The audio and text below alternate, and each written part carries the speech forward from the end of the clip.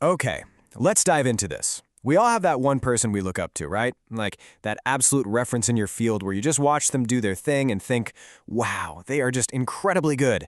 I want to be exactly like that. And honestly, it's a fantastic ambition to have. But what we're going to unpack in today's explainer is the hidden price tag attached to that journey. Because becoming that person, yeah, it doesn't just happen overnight. And the toll it takes isn't exactly what you might expect when you first set out on your path to greatness. So, let me ask you directly. What is the true cost of excellence?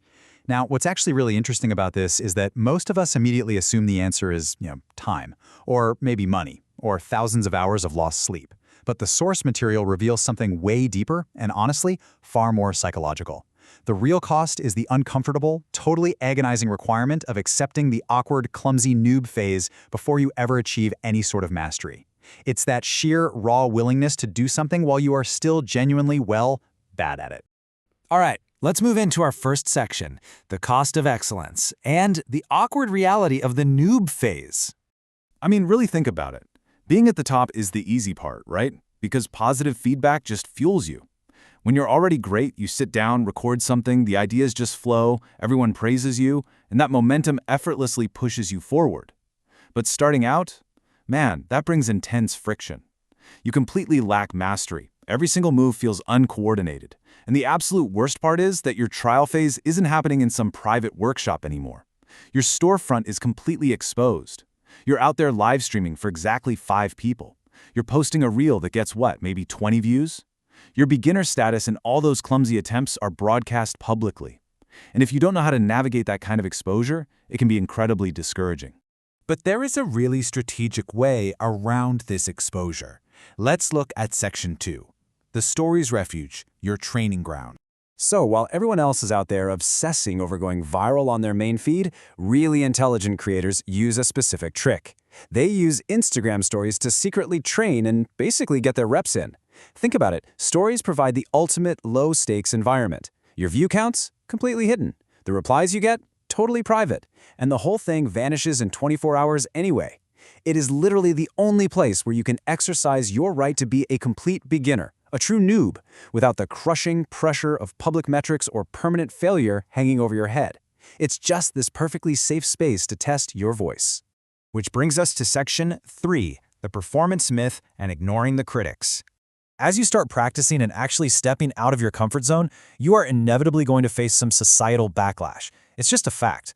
Whenever you try to elevate yourself, people will claim you're just performing or trying to act like something you aren't. You'll hear those completely cringe-inducing comments like, oh, look at them being all performative, reading a book at the beach, or wow, they bought those expensive running shoes but can't even jog for 5 minutes. People will ruthlessly attack the gap between who you were yesterday and who you are trying to be today. But listen to me. You should never, ever give a second of your attention to people who speak like this. They have absolutely no idea what your internal process is.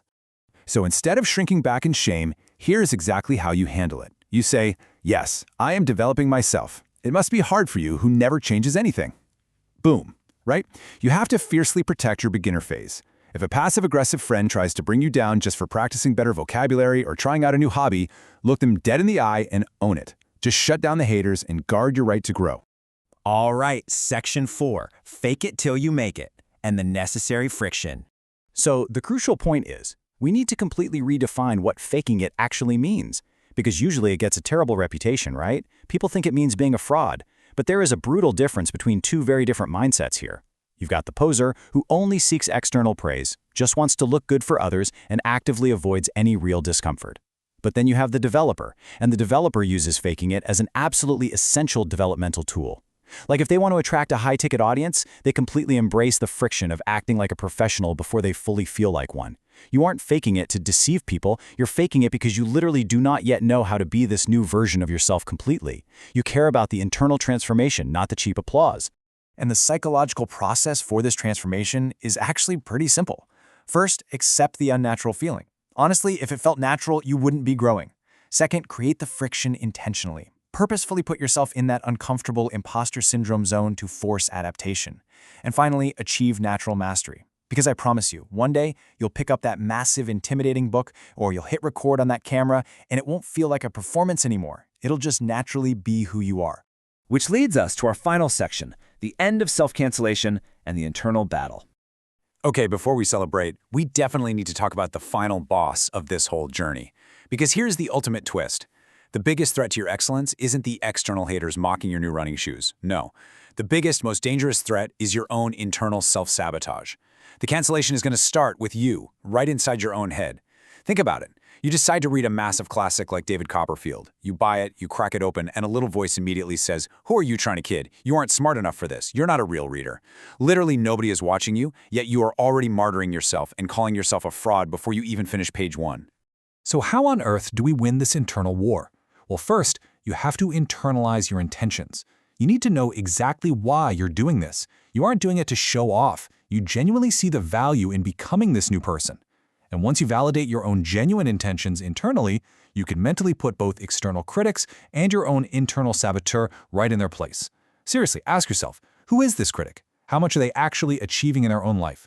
Once you realize their judgment is entirely dysfunctional, you instantly strip them of all their power. So the question I want to leave you with today is this. What will you start faking today to become who you desire tomorrow? Remember, you aren't faking to fool the world. You are bravely stepping into a version of yourself you haven't fully mastered yet. Embrace the awkwardness, protect your beginner phase at all costs, and please, stop apologizing for your own evolution. Thanks so much for joining me on this explainer, and I'll catch you on the next one.